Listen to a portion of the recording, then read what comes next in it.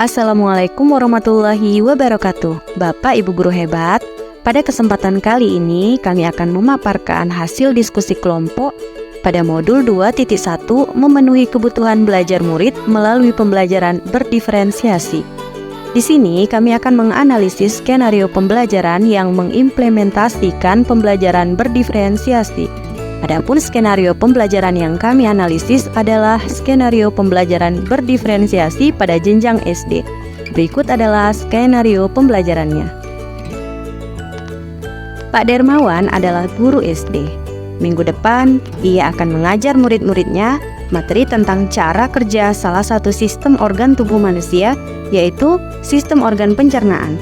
Saat merencanakan pembelajaran, Pak Dermawan mempersiapkan beberapa sumber belajar yang menurutnya akan membantu murid-muridnya belajar sesuai dengan kebutuhannya.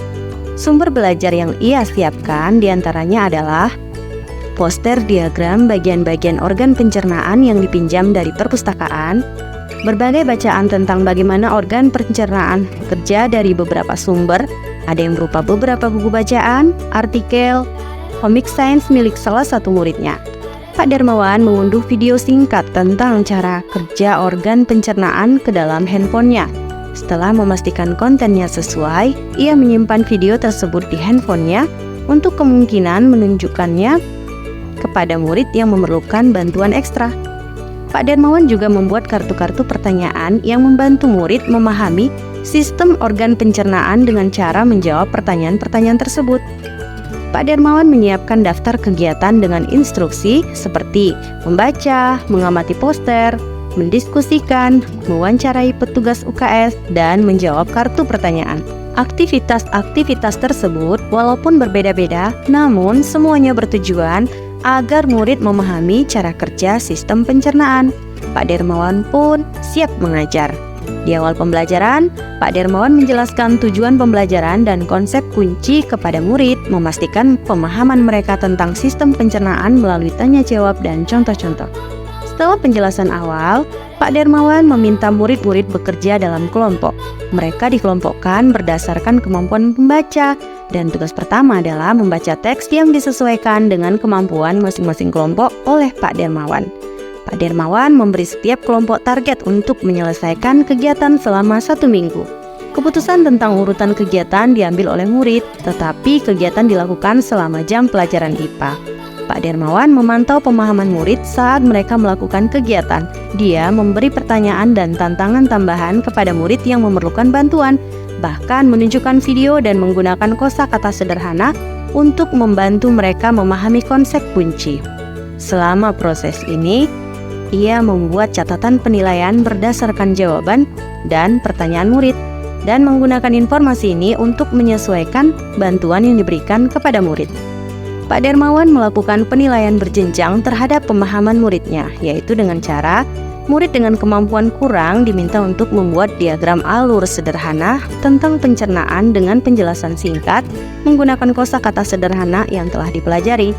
Murid dengan kemampuan sedang diminta untuk membuat cerita narasi tentang pencernaan dengan kosakata yang lebih bervariasi.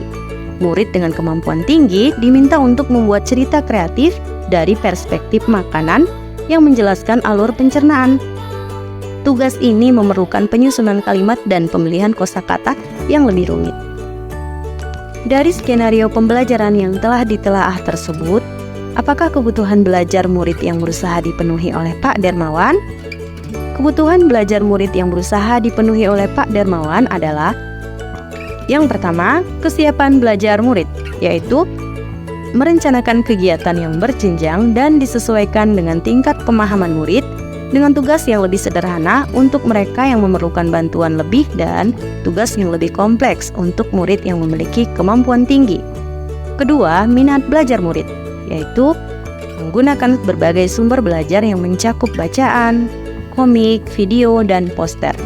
Ini menunjukkan usahanya untuk mempertimbangkan minat belajar murid yang beragam. Dia juga mengizinkan murid untuk memilih kegiatan mereka sendiri yang dapat meningkatkan minat mereka terhadap pembelajaran.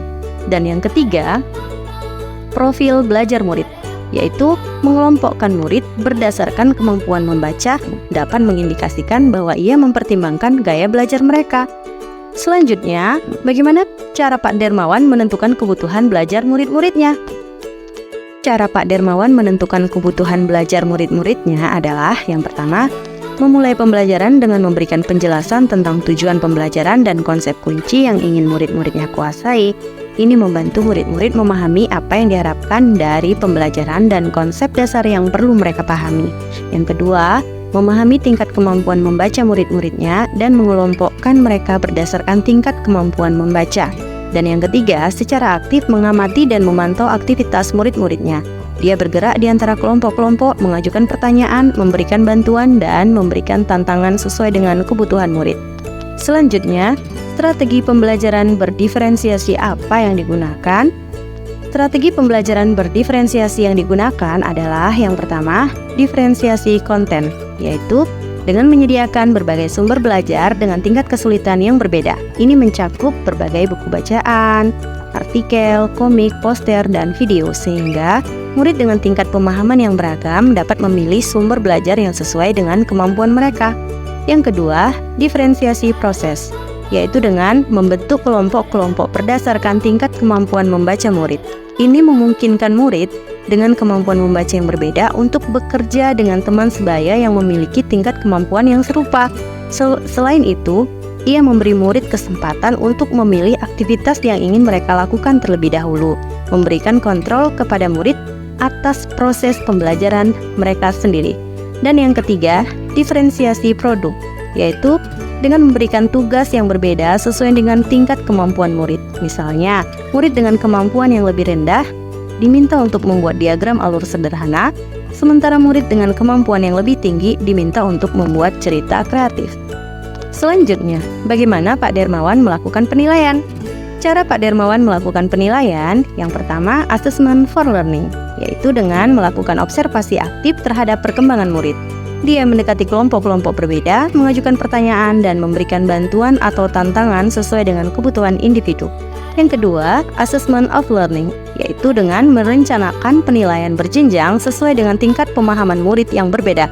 Setiap kelompok murid diberikan tugas yang sesuai dengan tingkat kemampuan mereka. Ini mencakup membuat diagram alur sederhana, cerita narasi, atau cerita kreatif tentang sistem pencernaan.